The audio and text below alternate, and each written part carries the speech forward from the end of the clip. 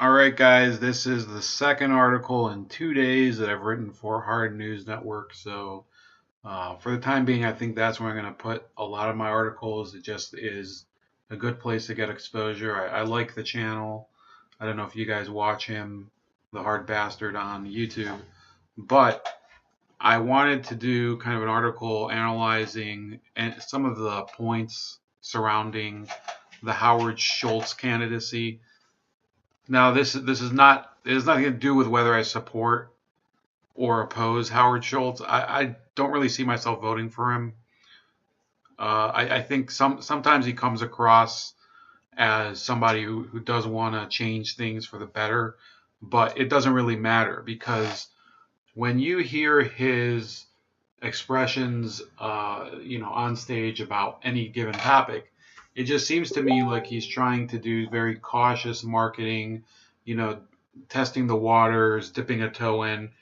It's very, very different from the style of other hardcore, you know, political people. The fact is that people are getting attracted more and more to candidates who make bold strides for a certain position. It doesn't matter whether those positions are wrong or right for the moment. I'm just saying that why do people support a candidate like Tulsi Gabbard? Well, actually flies over to Syria. She actually goes and tries to do fact finding, things like that. Why is it that people supported, for example, Sanders and Donald Trump, and myself, I supported Rand Paul. They go and they try to break with the consensus and say, you know what, the ideas we've tried in this area, they don't really fit in with any sort of solution. They're kind of just a delaying tactic. And I feel that Howard Schultz's candidacy would be a long string of delaying tactics. There are certain policies and policy areas where you do need a major reform. In the housing sector, I think you need a major reform. I don't think Donald Trump is getting it done, to my knowledge. I don't. His housing secretary Ben Carson has pointed at a few initiatives, but I think the issue with urban housing and public housing in general is so bad that I think it will take several generations to change it. We've basically created a country where there are actually entire city blocks that are just blighted holes. And the people who live there, they live miserable lives. Some of them live there from cradle to grave. They don't really know when they're going to ever see another reality. Sometimes they might not even consider a reality living outside of the PJs, as they used to call them when I was a kid. I never lived in them, but people would talk about the project. I used to know people who moved out of the project who were like, yeah, that's a hole, man. That's awful. So, in my opinion, this is not going to be a candidacy that goes terribly far. In fact, when I saw his town hall, and I saw his town hall last week, he said, well, if it looks like I can't win, I'll just drop out. Yeah, that's not a very bold candidacy. You have to go into it saying, look, I don't care who's going to be standing against me. I don't care about the result. I'm here to promote basically a proposition, to promote a policy position, to promote a vision for the country. Otherwise, it doesn't matter what you're talking about. And what he talked about mostly in that town hall was all these platitudes about how there's the extreme left and right, which is true, but it doesn't mean anything because people want to hear about what you're about, not why everybody else is effed in the head. Um, then it goes into he would not do anything whatsoever to reelect Donald Trump. He made sure that he doesn't like the 70% fat tax rate for that is proposed by Ocasio-Cortez. But he did say that the richest Americans like himself should pay more taxes. I would say if people feel this way, and rich people feel this way, all they have to do is start an initiative among all the other rich people that they know to voluntarily pay more taxes, because you're allowed to do that. They could do that. If the richest 1% and the richest 0.01% that Warren Buffett and people like him complain about, think that low taxation of the rich is such a problem, which is their right, because they're rich. They can say what they want their money to go for. They can start an initiative, and all of them can contribute a certain amount above what the law requires, and they can take care of it themselves. Okay, I personally think that more taxation is irrelevant. You can put as much money as you want into the federal government. If they spend the money on inefficient programs, you could put all the money in the world into it, and it doesn't matter. Look at the VA. Look at urban housing. Okay, does urban housing? It has a massive federal budget. We'll go into that at a different time. Urban housing budgets have been exploding for decades and decades. They always want more for it, and yet the projects never seem to be in good repair. If you go to Baltimore, it looks basically like some sort of dystopian landscape after the apocalypse or something. That's just the way it is. But the more you tax people, it doesn't mean that the money will be actually spent efficiently. Now, in the town hall, he did talk about how they have to revamp federal programs. He did address somebody who was talking about the VA crisis and everything. Yeah, those are things where if Schultz, for example, let's say he was appointed the VA administrator and he was given a broad mandate by Congress and the president to actually reform the VA, that would be an idea. But for him to run for president with very wishy-washy ideas about, oh, I'm going to run the country basically like an efficient CEO, no thanks. We have a president like that, and I think he's doing it in a better way than Schultz would. So I would just stick to Donald Trump, to be honest with you. I'm going into this election, I still have kind of an open mind about it. But if I if I don't see a candidate that would be better than Donald Trump, I for sure would vote for Donald Trump. Donald Trump has been pretty good. Okay, so if Donald Trump is pretty good and I don't see anybody better than Donald Trump, I'm not voting for anybody else. They can all go, suck it, as far as I'm concerned. There's a number of issues I brought up in this where, there's some positive aspects to his history. For example, he did have like very, very generous employee benefits for Starbucks store associates. I think they included paying for some or all of the associates' tuition, the baristas. But in general, I don't think this is enough to attract the Bernie bro or I know some of them don't like being called Bernie bros, but the Bernie Sanders fans, I don't think that anything that Schultz is going to say is going to attract them to him, because they don't like corporate candidates. In fact, like I said this here, Howard Schultz is kind of the anti-Bernie Sanders. He's saying, well, the Democrats have become too much like Bernie Sanders, who, by the way, I think is declaring his candidacy today. We want somebody who's going to bring the party more to the center. Well, when you do that, you're going to lose the people that Bernie Sanders wanted. So in essence, if Bernie Sanders isn't nominated by the Democrats, but Howard Schultz runs in the general, then yeah, the party's gonna be split in three, because there's going to be a far left candidate who runs on the Green Party line or a different left wing populist line, and that's just going to be a very, very rough year for the Democrats if this happens. You're also gonna have to deal with his history with ridiculous campaigns such as a Race Together initiative after Walter Scott was murdered really by a police officer in 2015. That was a huge train wreck. People in Seattle still hate him. They hate him a lot because he owned the Supersonics and basically ran them into the ground essentially chased Gary Payton out of town. I think I even remember that. I guess he did sign with the Lakers because he wanted to win a championship. But I think another part of it was he was tired of Howard Schultz. And besides that, you have the town hall we already went over. So one of the things that you have to remember is some candidacies, the goal of winning isn't necessarily the most important issue when you look back on it.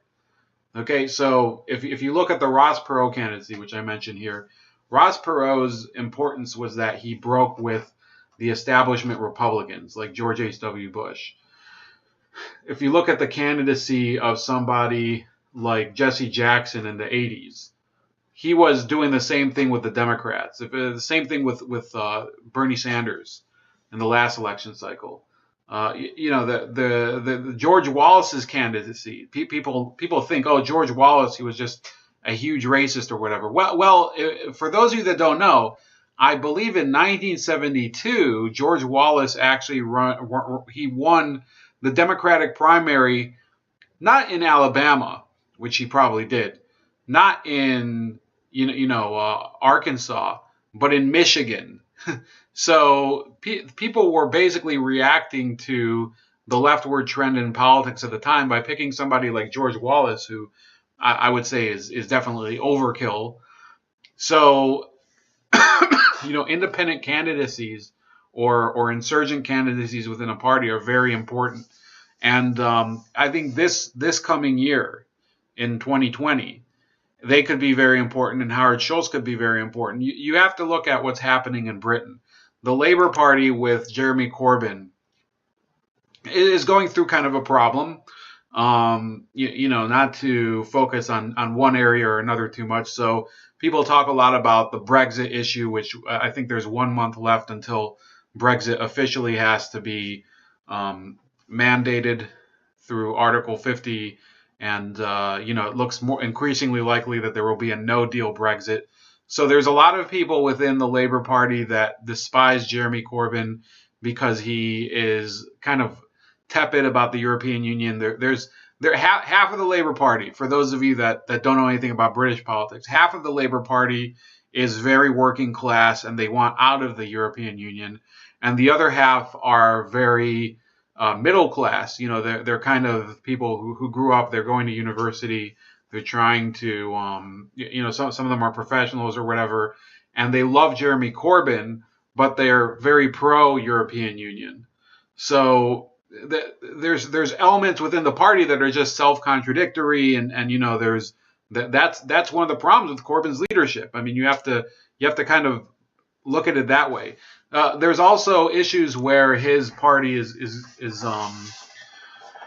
they're perceived accurately as very Marxist, and also there's the lingering anti-Semitism crisis in the party, which, in fact, there is this group of 7 members of parliament left the party this week, and apparently there's already a new crisis in the party. So these people were all very huge critics of Corbyn's issues with the Jews and Israel and anti-Semitism and all of that, especially Luciana Berger, this woman at the second from right over here, and Michael Gapes over here, this guy.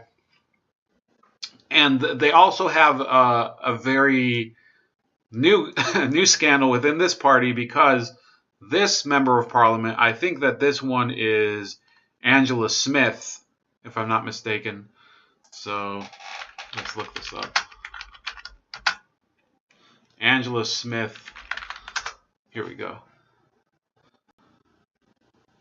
So she was accused this week of saying that there's a good riddance that they've left the Labour Party because she thinks that some of their voters have a funny tinge, and that was seen as deriding members of the Black, Asian, and minority ethnic backgrounds, as they're called in Britain, the BAME communities, BAME.